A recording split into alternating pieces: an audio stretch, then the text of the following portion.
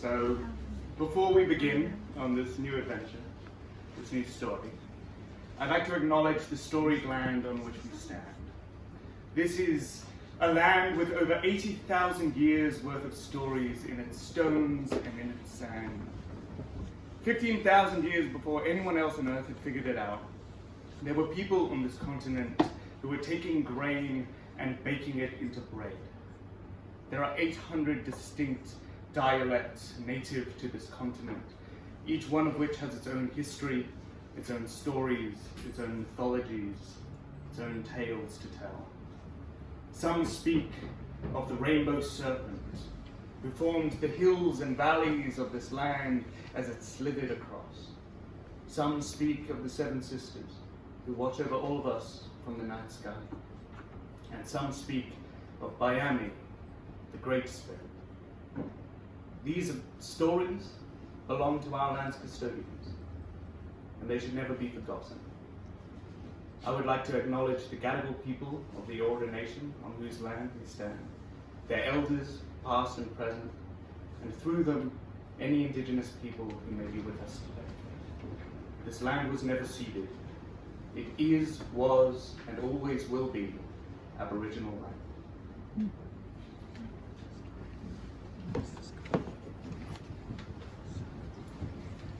Thank you, Davey. Welcome everyone, my name is Lauren, I'm the new events manager, and it's my pleasure to be here on behalf of Gleebooks and to introduce today's event, Graeme Friedman's What the Boy Hears When the Girl Dreams. Before we get started, just a few housekeeping. If you could please turn off your mobile phones, it would be much appreciated. If you get too hot or too cold, please do not hesitate to let myself or Jacob know behind the counter. And lastly, there will be a Q&A after the talk, so please keep any and all questions you have in mind until then. I will have a roaming microphone, but please keep your mask on when using the microphone. Lastly, I apologise for the issue we had with selling books earlier, but it is a go now, so when you want, you can head to Jacob at the back and he can process that for you. Now, I'd like to introduce you all to Graeme Friedman. Graeme is a writer, clinical psychologist, and former anti-apartheid activist. His critically acclaimed writing spans several genres. This afternoon, he'll be in conversation with Suzanne Leal. Suzanne is the author of The Teacher's Secret and The Deceptions. She's also the co-host of the Bad All About Crime podcast and host of the Thursday Book Club. So, without further ado, will you please welcome Graeme and Suzanne to the stage.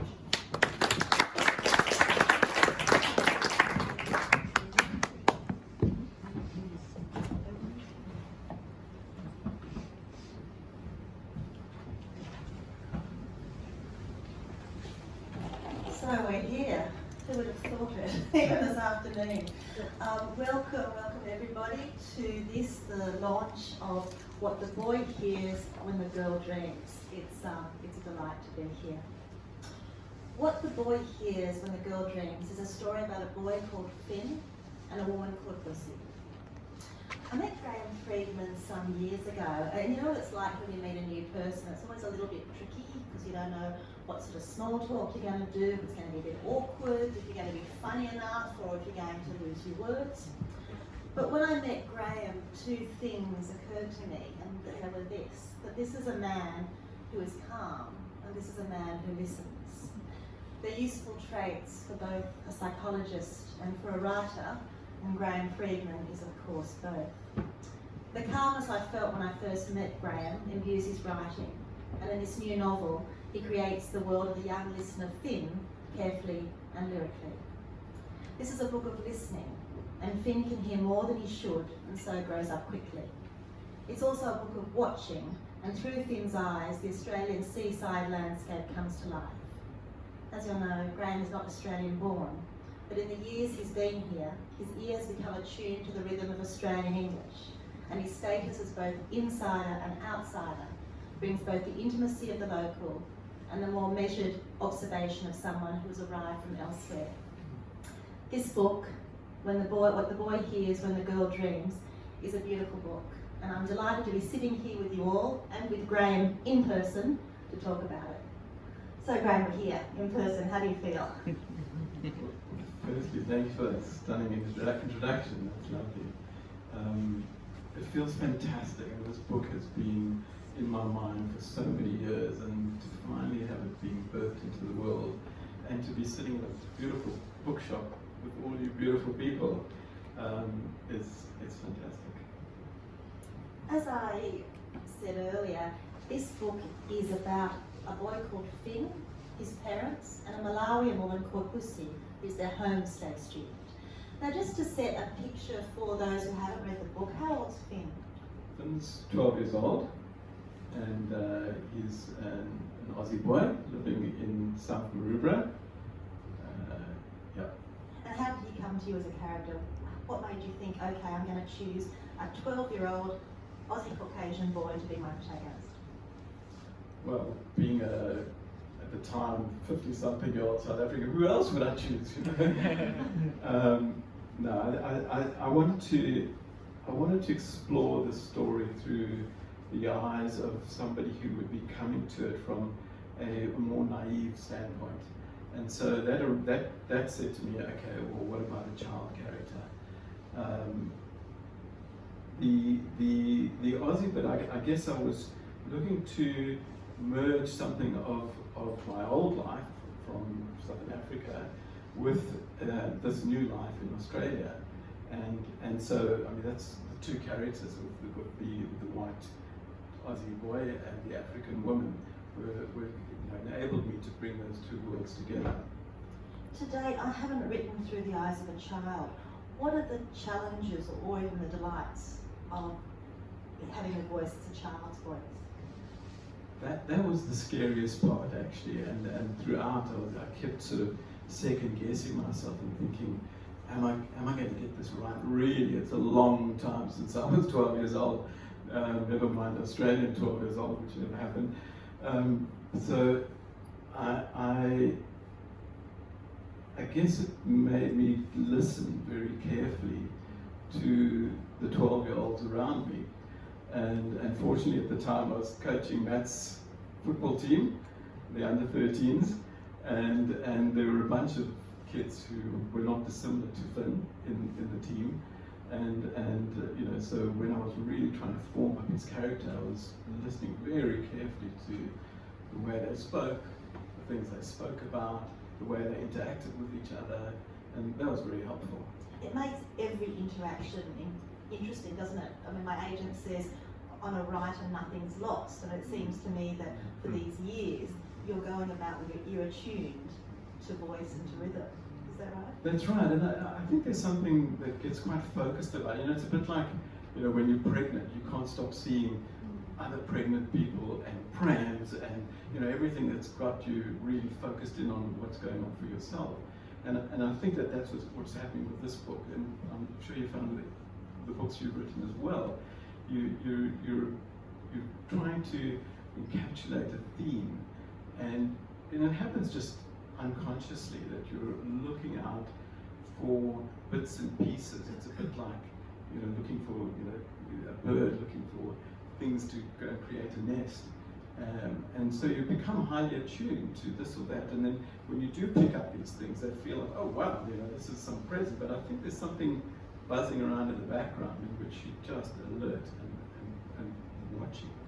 Is it a bit like, as a writer, going to bed with a problem that when you wake up in the morning, if not resolved, has settled somewhat?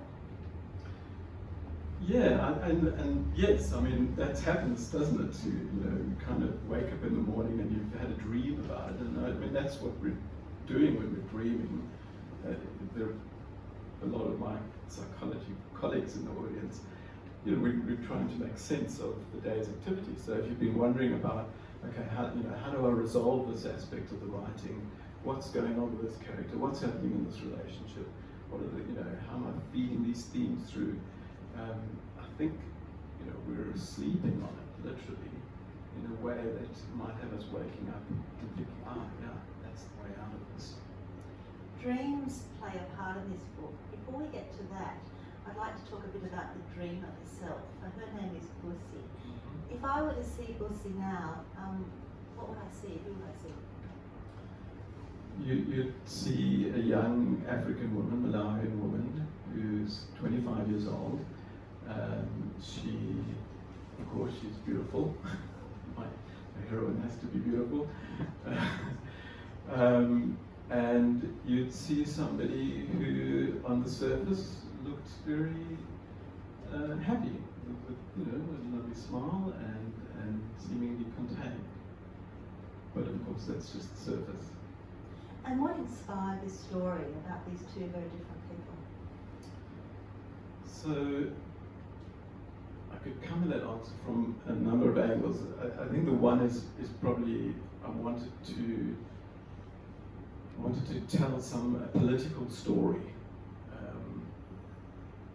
but without making it overtly political. So I guess in a lot of my writing, I'm interested in exploring the world of ordinary people, but set in a social-political setting. So in what ways do these grand political events impact ordinary lives?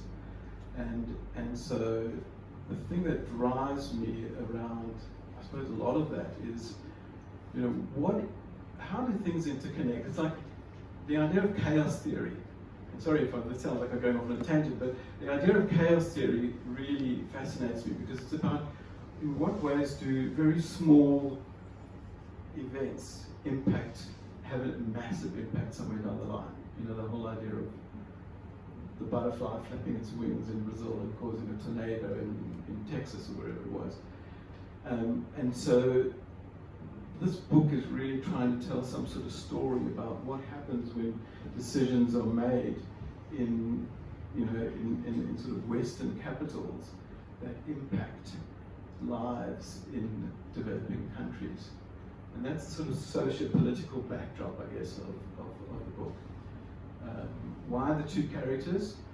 Well, once I started with the boy, I guess I needed some foil, and partly the age of Brucey in the story is dictated to by real world historical events. She had to actually be 25. What I found interesting is your last comment that you wanted to write a political book, but you didn't want to have it too overt. Makes me think of To Kill a Mockingbird, when you have a very important political book which is made lighter by the child protagonist. Was this a way of making more subtle a book that could have been perhaps too heavy by having Finn as the protagonist rather than seeing everything from Brucey and having it more chronological?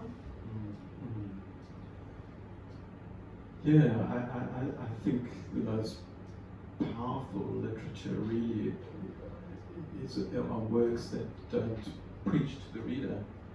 And in fact, despite that going through my head all the time as I was writing, I know, even towards the end, there were still bits and pieces that some readers have pointed out as being a bit, that's crossed the line, and I took them out because none of us, we want to respect our readers' intelligence and sensibilities, and none of us wants to be preached to. If you want that, you'll read somebody's political manifesto or textbook maybe or something like that. And isn't that interesting thing about writing, where the job is to get words on page, and then I would say the second job is to get those words off the page again. So to hone them and to take out the lack of subtlety. Was that a big part of this book, making and then unmaking, or not? It was. I think because I was coming at it with that idea of portraying something political in mind, it's hard to, it's almost like you've got to get that stuff down there in order to think, okay, it's out of my head, it's down on the computer screen, and then it's about removing it so that what's left is the human story. I always think it's a bit like you're running out of breath and you've just got to regurgitate it up because you might lose it. It doesn't matter how bad it is, doesn't matter how poorly it's written, it might go, so you better try and get it. I know people write very differently to that. I know some people who won't leave a paragraph until it's polished. How do you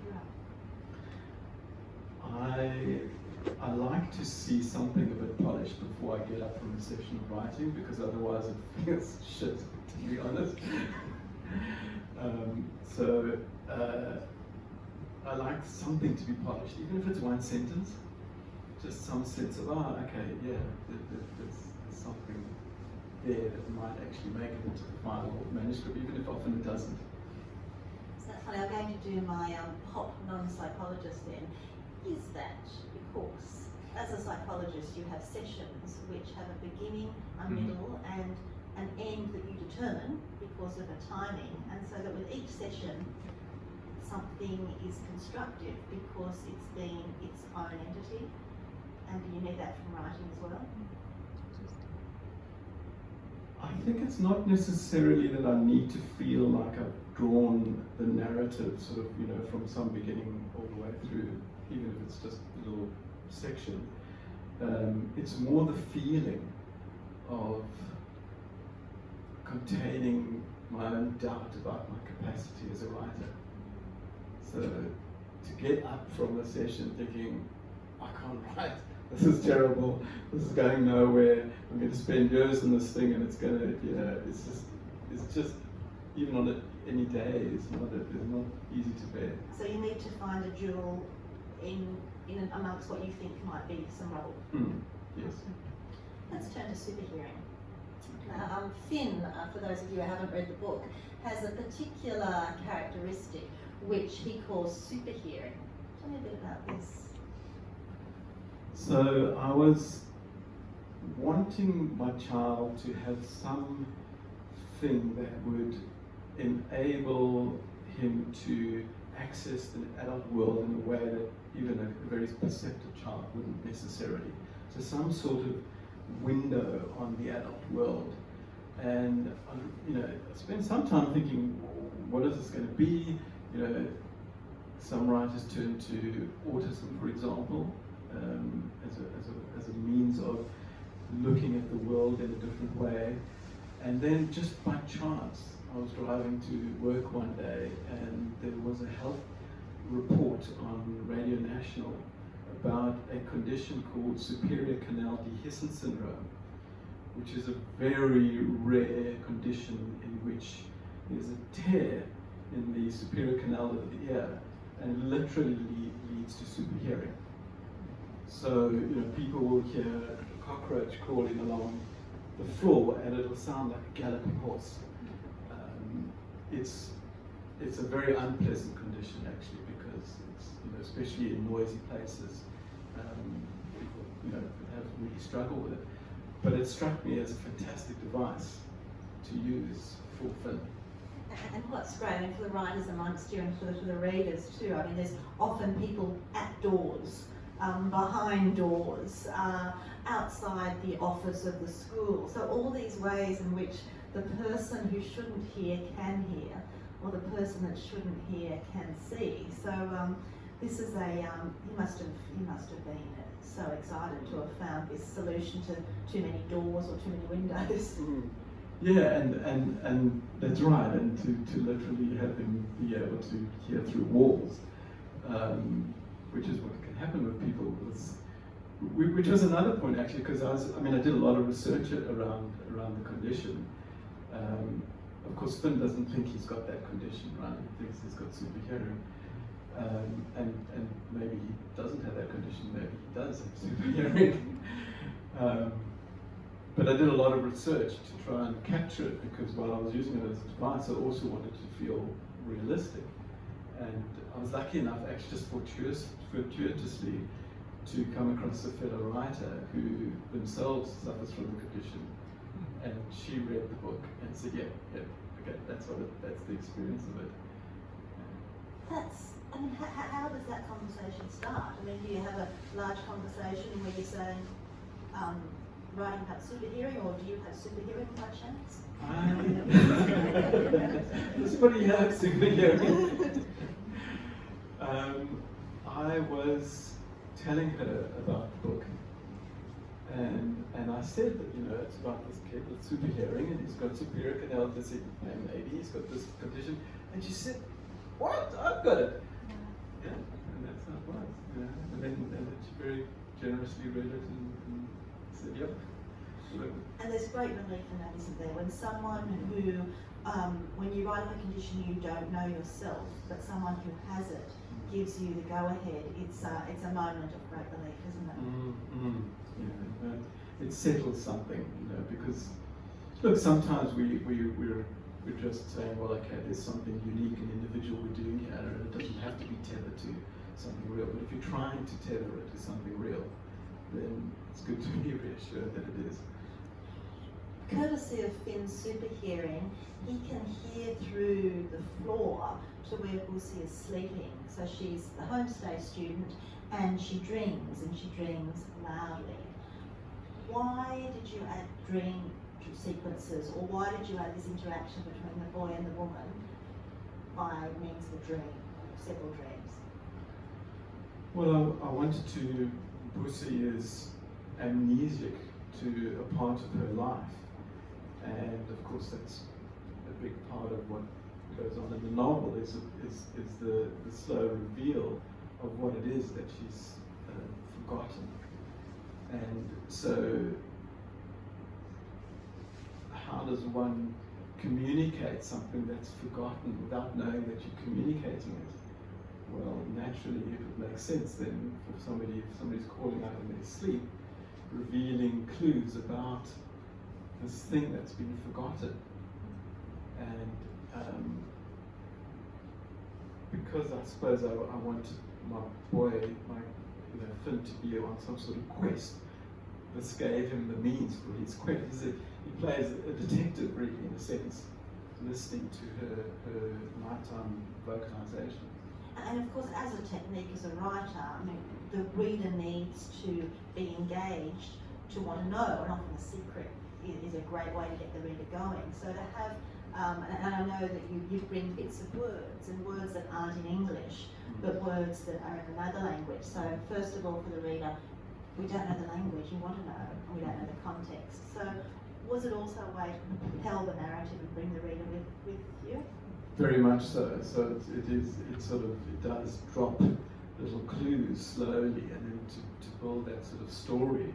And Suzanne, you read a book, you've written a book called The Teacher's Secret, so you know all about that kind of revealing of those sort of secrets, and how to draw a reader in a way that piques their curiosity. Through an understanding of Bussy's dreams, she's able to recover memories. Now, I'm no psychologist. Is that something that's possible? Is that something that we know happens? So it's a very interesting, controversial area, right? Recovered memories, and memory itself is very interesting, right? Because we so often think of memory as a kind of that we've got these sort of snapshots that take place at the actual time that these events are going on, and it's just a matter of kind of leafing through the files in our brains to kind of come across the right snapshot, and then we've got the memory. But so much of the time, they're not really memories, they're stories that we've created from something that may have happened or may not have happened.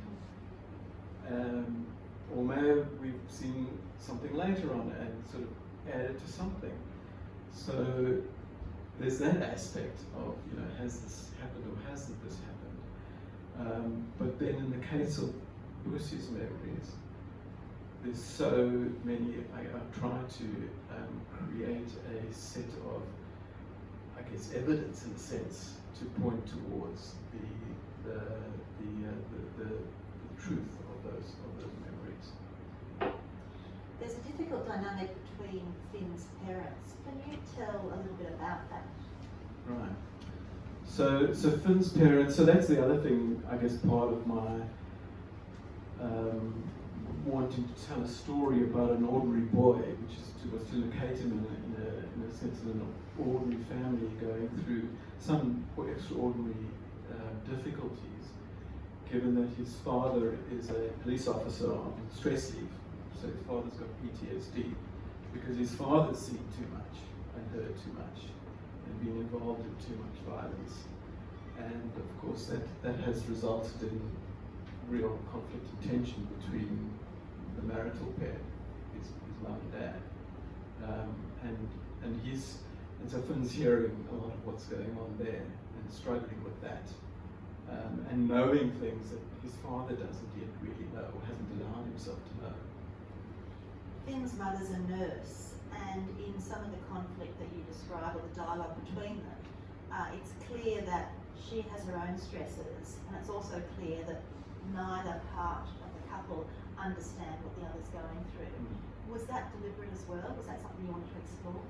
Yes, I guess, and my colleagues over here will know what I'm talking about. We so often see couples, or perhaps an individual in therapy, where you're getting a particular story from somebody, and then you hear the story from their partner, and they're completely different stories. We so often don't really understand each other, but each firmly believes their worldview and their perception, and so that's a very fascinating thing, I think, to try to present and try and unravel how it is. What is each person bringing to this that has them seeing something in a particular way? Do you think it's possible to write an interesting book about a happy family, or do you think interesting books have to be about how families that aren't working? I think unhappiness is good material. I can't remember ever reading a book about, maybe it's my choices as well. But there's got to be some conflict, isn't there? Some sort of tension that needs resolving. Otherwise, what are you reading about? Okay, so the answer is unhappy families are a gift. Yes. Which brings me to my next question. How has your work as a psychologist affected your writing, or added to your writing, or perhaps even detracted from your writing? I think it's detracted from my writing just by keeping me busy doing that instead of writing. But otherwise, it's added enormously. We're just in the world of stories all the time, and that's just it's such a privilege because you're not just reading about them, you're hearing about them from the person sitting right there, sharing something terribly intimate about their own inner world and their own take on their stories. And so, there's material in that, and of course we have to be very careful about, I couldn't use something that is in any way identifiable as anybody's story, but nevertheless it still makes you, it gives you ideas for this or that, or even just a gesture of somebody, watching how somebody might look when they're talking about something. So there are all sorts of levels at which we're very lucky. I feel very, very lucky to have these two professions in a way that sort of interlink and feed off each other. I find sometimes that when I start a new book, I need to be a little bit confused, or I need to be a little bit puzzled by the question to propel me forward, because it takes ages to write a novel. Some people might be very quick, but most people takes a while, and it's easy to lose interest. So is there, when you write, a question or a problem that you need to explore in order to keep the interest?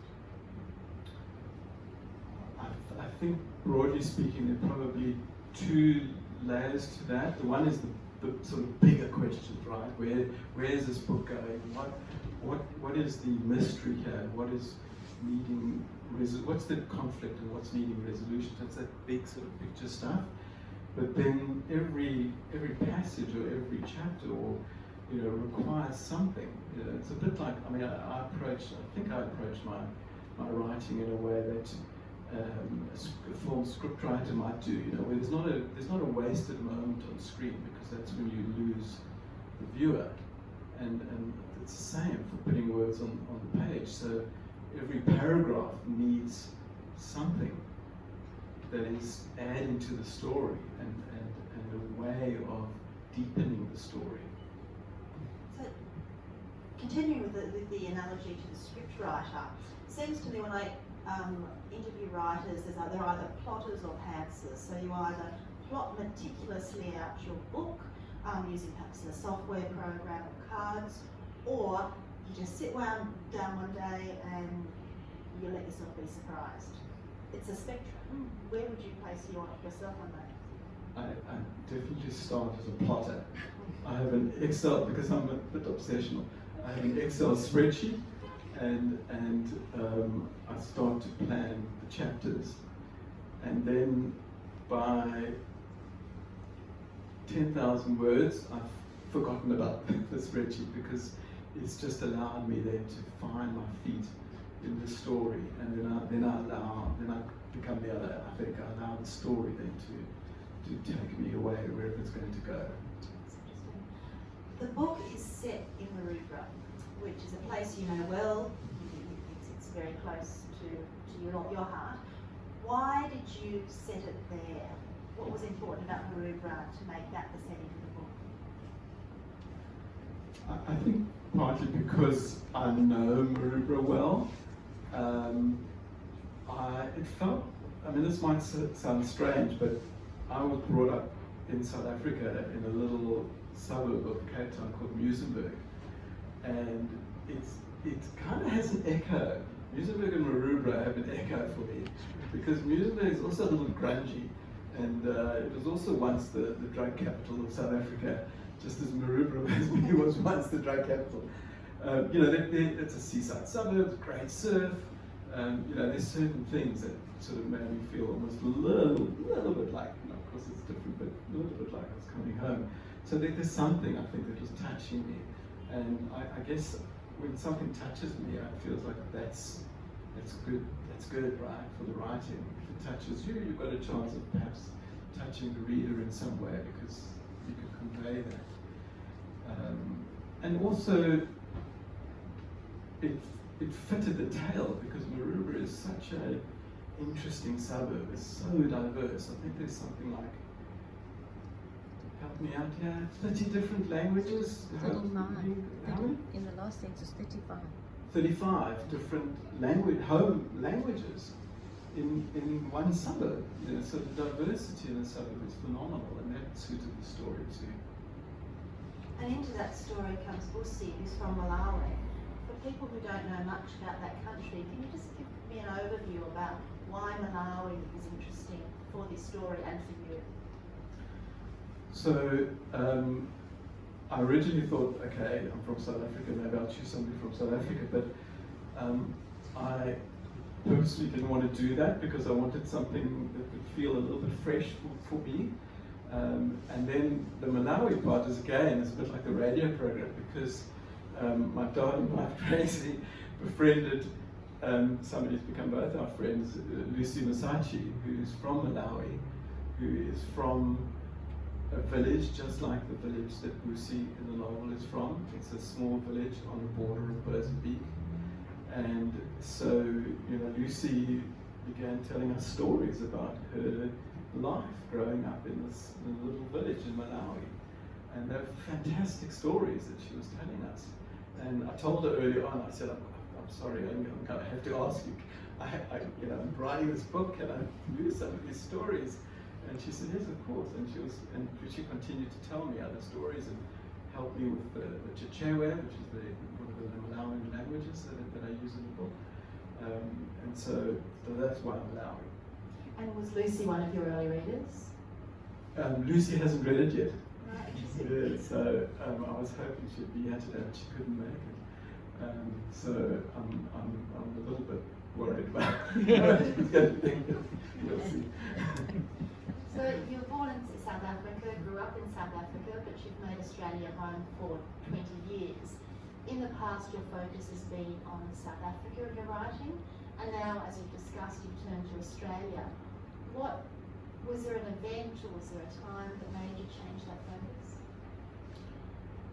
I think a lot of immigrants, writers anyway, almost inevitably end up doing something, some book that kind of crosses over the old world and the new.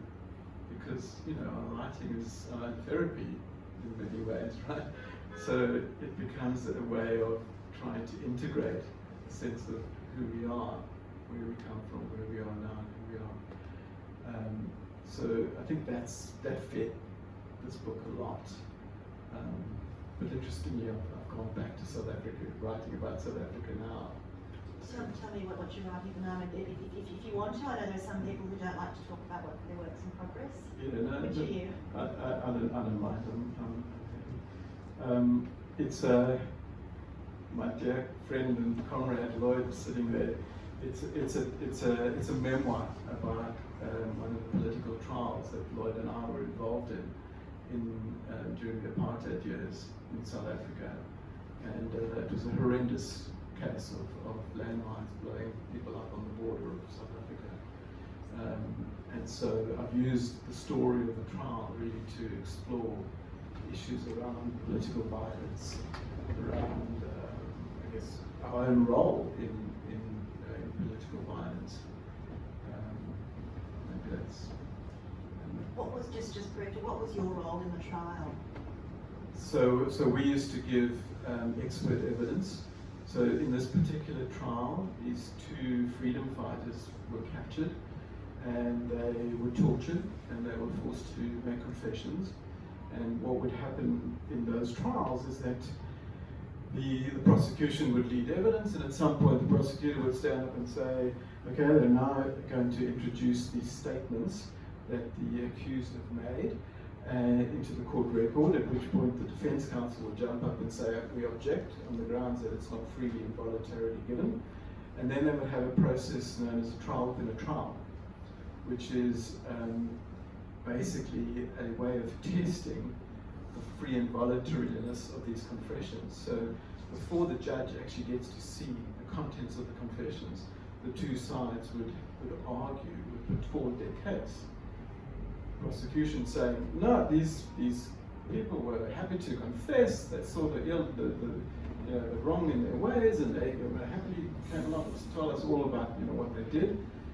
And of course the defense would get up and say, no, there was all sorts of torture going on. And because, of course, the accused would be the only one who'd be able to stand up and talk about their experience, whereas the prosecution would bring the security cop and that security cop and the magistrate in front of whom the confession was given and the doctor who visited, and all of them would tell the same story, which was, no, they were fine, they were in good condition, we examined them, we asked them if they had any problems, they said no. So the state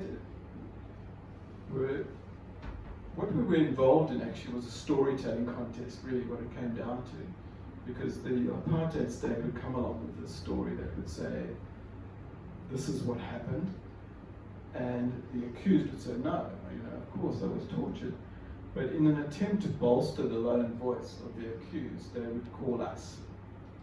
So psychologists, doctors, other expert witnesses to say, this is the effect of what happens when you're held in solitary confinement, and we would interview them and create a story in a sense, which was mostly inevitably true, that they were actually tortured, and then presented in court. But it was propaganda more than anything else, because the judges were inevitably right-wing judges who were going to let the confessions in. More often than not, the state's case would rest on a confession, and so if the confession gets thrown out, the accused gets released. So that's what we were doing. That was one kind of evidence. The other kind was mitigation of sentence. Is it a difficult area to revisit so many years later? For me, it's been very painful. As the writing has gone on, it's become less so. And again, I think it's sort of been a bit of therapy. It's a bit of sort of dealing with some very mild, repressed, old PTSD stuff from having seen too much violence during those times. Certainly when I started revisiting it, and I opened this box of, I've got boxes and boxes of evidence from these trials that I ended up being involved in. And when I first started diving back into it, it was heavy stuff. We've been here for a long time, and Australia is by and large, in our lives anyway, a very safe, comfortable existence, and so you kind of start to forget just what was going on in those years. And so it was quite a shock to And open up. you brought all the material with you, so you must have either not been able to leave it or had the idea some years ago that this needed to out or to be written out. I knew at some point I needed to, and I tried to write a novel actually based on that trial that we've been involved in, and it actually wasn't a good novel because I think I wasn't ready to write about it. It was way back, a couple of years after it happened, and I did write a short story which was published around that sort of theme, but I just wasn't ready, I think, to go back, and it almost took 25 years or something to kind of feel that I could go back to it with some sense of being able to examine my own role in it. I mean, we were supporting people who were blowing up people. So as much as the cause was right, and there were several other people in the room who were involved in one way or another in the anti-apartheid struggle as well. So as much as the cause was right, I think at the time I didn't really stop to think about, there's people are being blown up here. It was us and them. It was, we're in the right and we're fighting a war, and this is what happens in war. And so to come back to that, 25 years later, and think, hang on, what was our role actually in supporting these freedom fighters who, of course, were called terrorists by the government, by the United Kingdom government, the Americans, I mean, all of them. African National Congress was a terrorist organization, according to those people. And how close are you to finishing that memoir, do you think? I think it's probably got about another 9 months or a year to go. And just before we open for questions, I have them ready, everybody. Lauren will have a voting right for you. My last question is about a mutual friend of ours, Suzanne Leal. Now, I know you and your family have a very close relationship with Joanne and her family, and as writers, you and Joanne have collaborated. So you've written a book together, Just Making Me So Hard. And my question for you is, tell me about that collaboration with Jo, and what do you gain from having a close friendship with someone who understands what it is to be a writer? It's great having support, isn't it? I mean, because it can feel quite lonely, and you're working away for years at a time on something that eventually, if you're lucky, you get to sit here and talk to you guys about. So it's a bit like having a support group, which is great. But that book that we wrote together was, we were a bit worried when we started because we come to the world with such different sensibilities, and we're very, very different people. But then some of the writing just really, just took off, and it became quite an easy process in the end. Yeah. And Jo's been quite a champion of what the boy hears when the girl dreams. How did you discuss it with her? Do you have like a writers group? How do you work to get that support with other writers? Well, I think now it's more informal stuff, just around dinner table or whatever. So, but in terms of this book, now Jo's, I'm useless at kind of getting my. I love to sit down and write, but I'm useless at actually. Then once I've finished the manuscript, getting it into print. So Jo's sort of, I suppose in some senses she acted as a sort of de facto agent for the book, and connected me with the publisher, with Karen McDermott, and so without Jo, I don't think we would be sitting here today.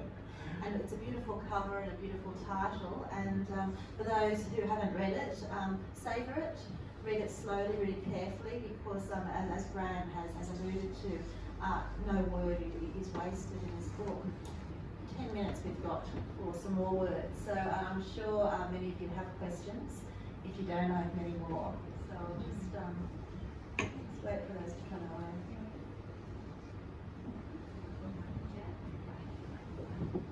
Hi.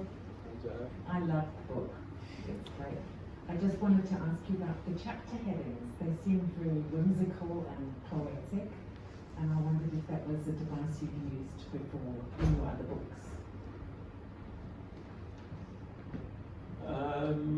Not in that whimsical way, no. And I wanted the chapter headings, similarly with the structure of the book, with the shorter chapters, to reflect something about the way a boy, a 12-year-old boy, might think.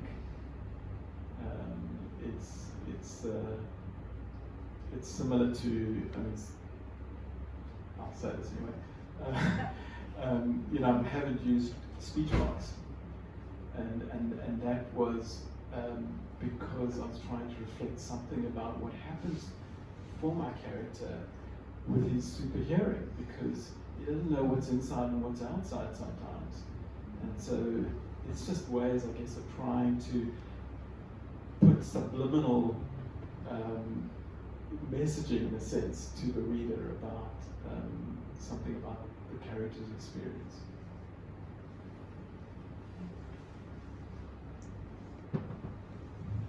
Right, when I first saw the title, I thought to myself, wow, Graeme's written a very curious sex book.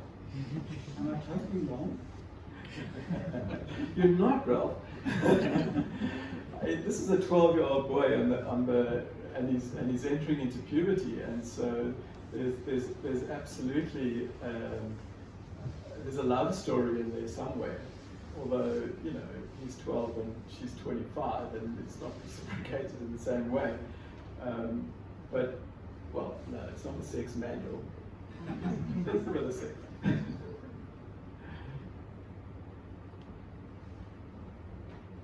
So while we're waiting for another question or two, if they come to you, one of my questions I wanted to ask was about your early book, The Fossil Artist, and that was shortlisted for the Commonwealth Writers' Prize, which is an enormous honour. Tell me a bit about that book and how it felt to have that shortlisted.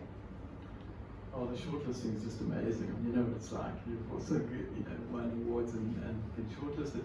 It's spectacular, right? You just feel that there's some kind of acknowledgement of your work. At the same time as knowing it's a bit of a lucky thing, right? Because it all depends on who's judging and so on.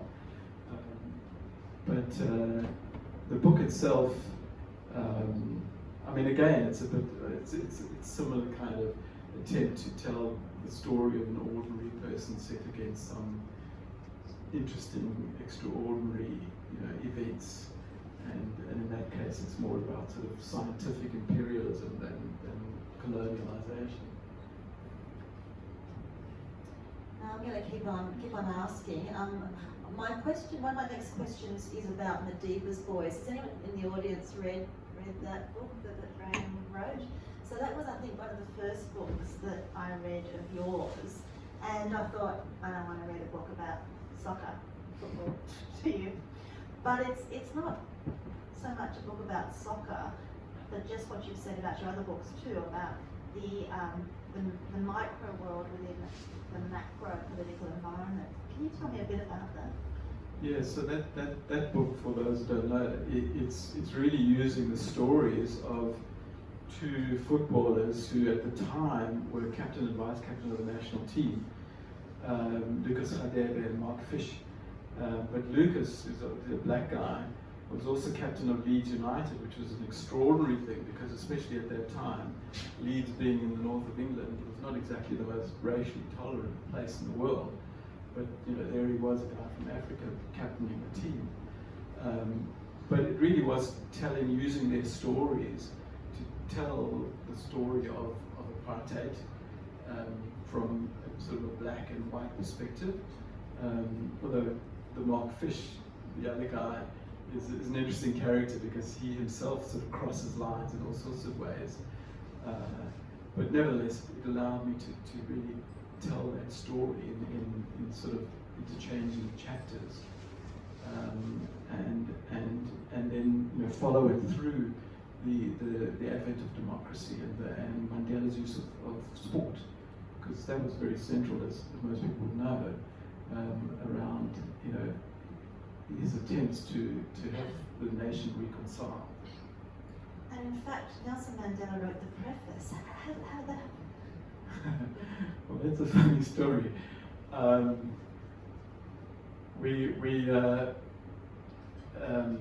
He was very fond of Lucas and Mark. I mean, he'd been, he was coming to important games, and this was obviously after he was president. And they won the African Nations Cup in 1996, and I was writing it just a couple of years after that. And so we managed to arrange a lunch with President Mandela, at which the two players and myself and the player's agent were going to attend. But there was a certain beauty queen who had her eyes on Lucas, who was married at the time, and she was a favorite of Nelson Mandela's. He absolutely loved her. He had an eye for women, did President Mandela. And she somehow contrived to have the agent and myself taken off the guest list and herself put on. So that was like my dream moment. Lunch with Nelson Mandela. God, I was dressed up in my suit. I had my long walk to freedom, his book ready to take and have him sign. And I got this phone call to say, sorry, you're off the guest list. So, but she couldn't kick Mark off. She tried to, I think, kick Mark off of it, so it could just be Lucas and her, because she was looking for my deepest blessing, I think. She was really trying to, I won't mention the name because I'm depressed and I can't remember. But I did get it back in the book, because I actually wrote something about a certain beauty queen, because it came out in the newspapers. It was a bit of a scandal. So anyway. I then briefed Lucas and Mark to ask Madiba whether he would be happy to do the forward. And he said, sure, I'd be happy to do the forward. Fantastic story. We have a question towards the back. Thank you.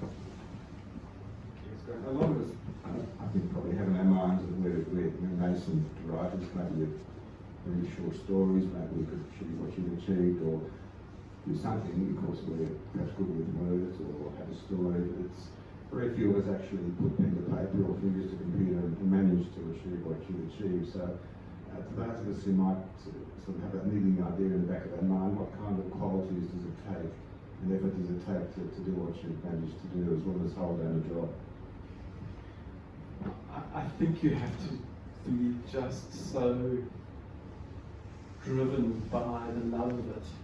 It's not enough to feel like, oh, it'd be great to be a writer, because it just takes so much persistence.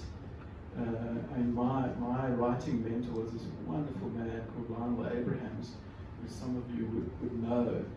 And he was mentored by Herman Charles Bosma, who was a great South African writer. Probably the sort of equivalent of Banjo Patterson sort of in South African literature. And anyway, Lionel used to say to those of us who he was mentoring that Herman Charles Bosman had said to him, for the first 10 years you write for the rubbish bin. Which was his way of saying you've got to like learn your craft, and you have to keep doing it and keep doing it and keep doing it and keep doing it. And I did that, and that one novel that I mentioned earlier, is thrown away. Really, it took me 3 years to write, probably, but it's all about today. So you have to be very persistent. You have to love it, and you have to read a lot. I think that's the other thing, really. What I think helps to make writing good is somebody who has read and read and read and read.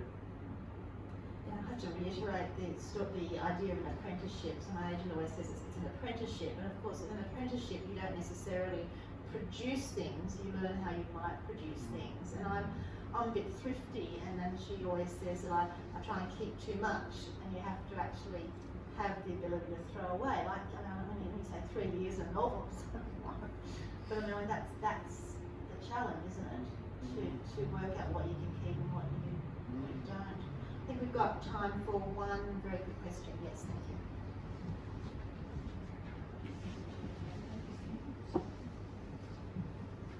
Graeme, my question has to do with the impact of the Corona riots in 2005 on this book, and obviously I'm not going to give away for those who haven't read it how it dovetails into your story.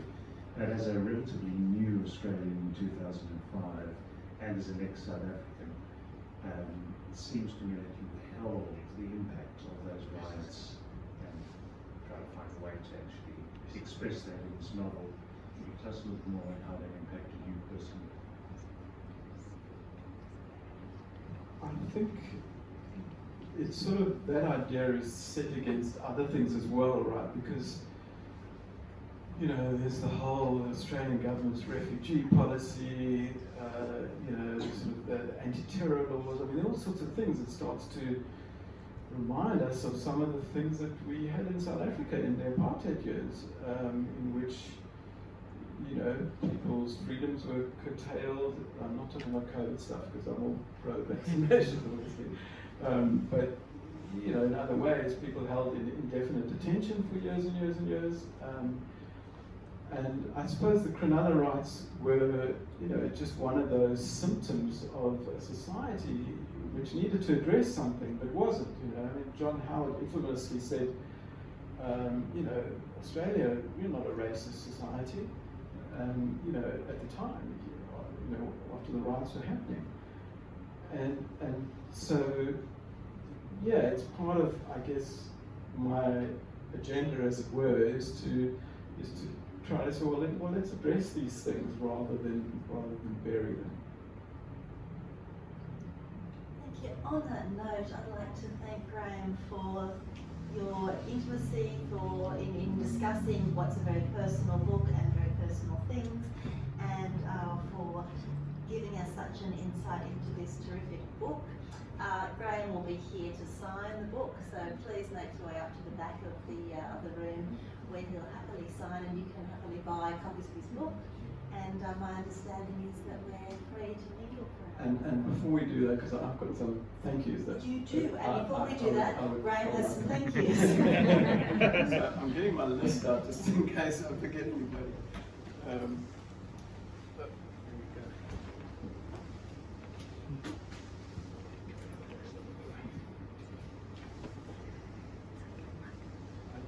we go. I think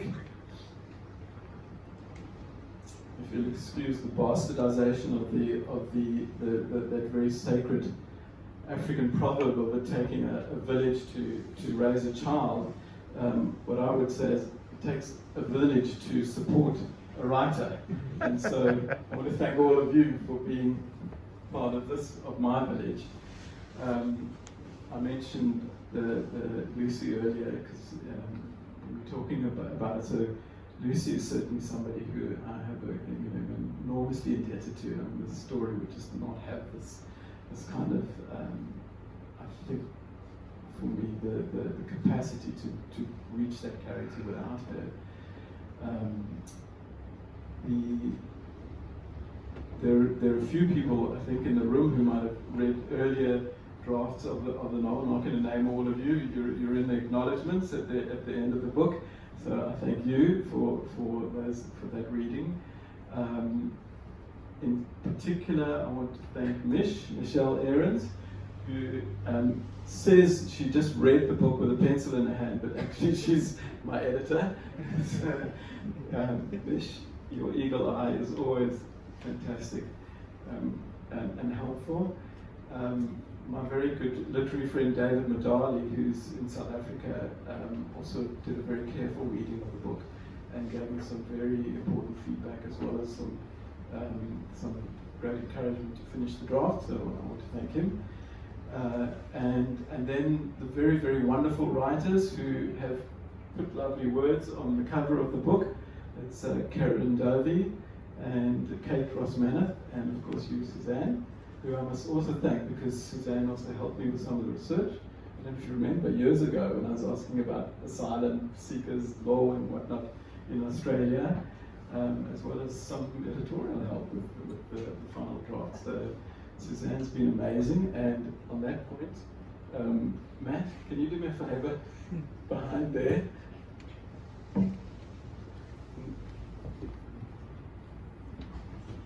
flowers, darling.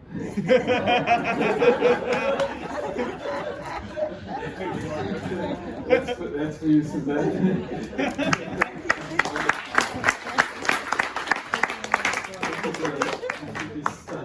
Stunning interview. Yeah, it's been such a pleasure, and I hope we do it again sometime.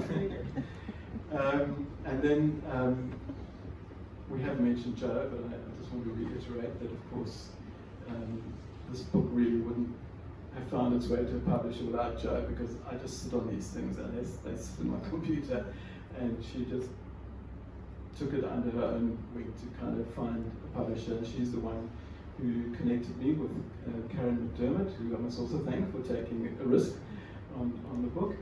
And Karen's been fantastic and still been terrific in promoting it. And then Nada Bakovic, who created the cover. And I just love this cover, so I want to thank her too. And then finally, I think this is, finally but not least, my darling family. As the writers in the room know, our writing can take us to some scary, difficult places.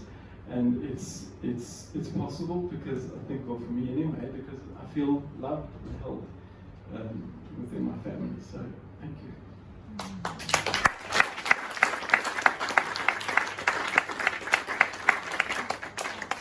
Graeme will be able to talk to you and sign copies of his books, and thank you very much, Graeme. Good. Thank your audience, Gleebooks, and see you at the back. Very good.